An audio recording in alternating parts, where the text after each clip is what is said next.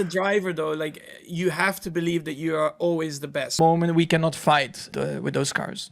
Listen, guys, Max Verstappen just had one of the most painful weekends of his entire career. And now he's heading straight into Canada, where everything, and I mean everything, is on the line. His car is broken, his most trusted person is leaving, the FIA is coming after him, and there's a rumor so wild that it could completely reshape Formula One forever. Hold on, because today we're breaking down exactly what is happening inside Max's world right now. And trust me, this is bigger than most people realize. Let's break it down, but before it, you want more updates and news on Max, then hit that like button and subscribe for more breakdowns.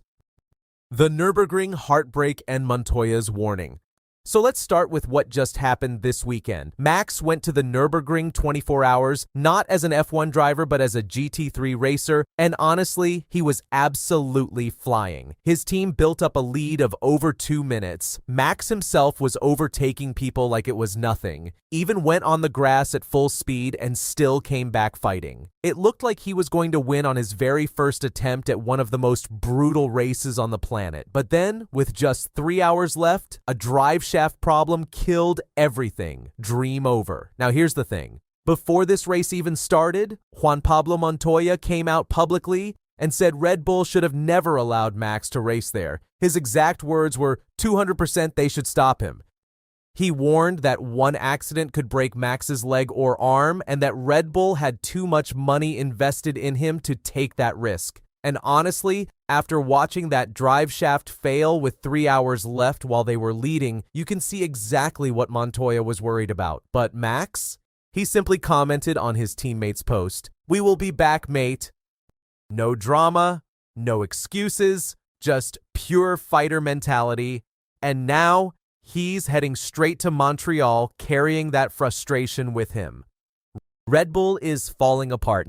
Now here's where things get really serious, because while Max was racing at the Nürburgring, the situation at Red Bull in Formula One was already in a bad place. Max is currently sitting 7th in the championship with only 26 points, while the leader Kimi Antonelli already has 100 points. That gap is enormous, but the points gap isn't even the worst part. The worst part is that the people around Max are disappearing one by one. His race engineer, Gianpiero Lambiase, the man who has been his voice on the radio since 2016, the guy Max once said he would quit F1 without, is leaving Red Bull and joining McLaren. On top of that, multiple other key engineers from his inner circle have already moved to rival teams. So it's not just the car that's struggling, it's the entire structure around him that's slowly breaking down. And this is happening at the worst possible time.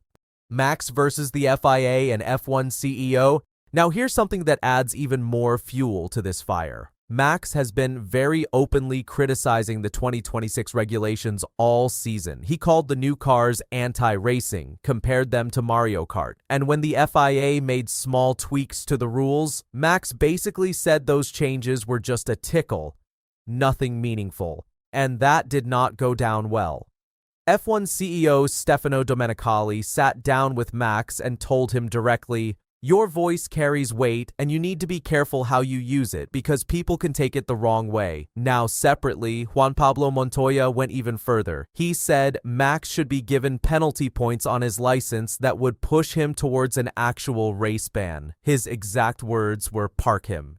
Now, whether you agree with that or not, the fact that these conversations are happening publicly tells you just how loud Max's frustration has become. The exit clause. It's real and it's close. Okay, so now we get to the part that the entire paddock is watching very carefully. Max has an exit clause buried in his Red Bull contract, and the trigger is simple. If he is not inside the top 2 of the championship by the summer break, he is free to walk. Right now, he is 7th. The summer break is not far away.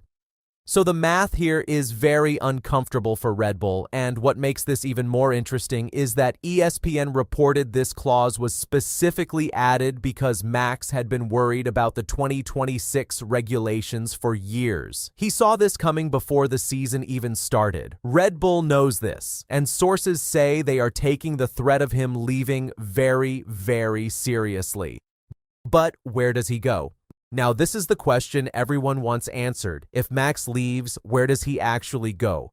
Because every door seems to have a problem. Ferrari, Ralf Schumacher, brother of Michael Schumacher, came out and said Max would not be able to handle Ferrari's political structure. He would have to fit into their system rather than build his own.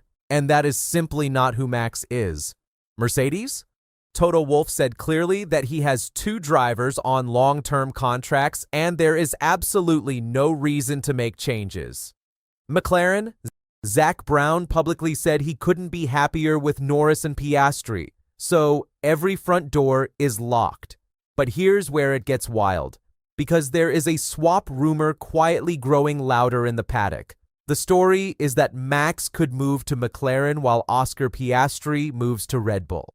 Piastri's manager is former Red Bull driver Mark Webber, who already knows the team well, and veteran F1 journalist Joe Saward actually reported that Max and McLaren have already had conversations. And remember, Max's race engineer Lambiase is already heading to McLaren. That is not a coincidence anyone in the paddock is ignoring. Canada. Can Max actually win? So now the question for this weekend is simple. Can Max do something in Canada? And honestly, it is not impossible. He won in Montreal 3 years in a row between 2022 and 2024. He knows this circuit, he loves the chaos it brings, and the stop-start nature of the track actually suits a driver who can feel the car rather than just rely on raw speed. Red Bull brought upgrades in Miami that made him feel less like a passenger and more like a racing driver again. If those upgrades carry into Montreal, he could genuinely surprise people. But Mercedes are bringing even more upgrades this weekend. Antonelli is in incredible form, and the power unit gap at a high-speed straight circuit is still a real problem for Red Bull. A podium is possible. A win would be a miracle, but Max has delivered miracles before. What happens next? So to wrap it up, Max just suffered a devastating Nurburgring heartbreak. His Red Bull is struggling, his engineer is leaving, the FIA and F1 CEO are telling him to calm down, Montoya wants him banned, his exit clause is dangerously close to being triggered, and a massive swap rumor is growing by the day. Canada this weekend could either be the spark that keeps him fighting, or another chapter in what is becoming a very difficult season. My personal opinion? I think Max stays at Red Bull until the summer break, sees what happens with the exit clause, and then makes his decision. He's not the type to panic. But the question I want to leave you with is this. If Max does trigger that exit clause, do you think McLaren would actually sacrifice Oscar Piastri to get him? Drop your answer in the comments because that conversation is going to be interesting.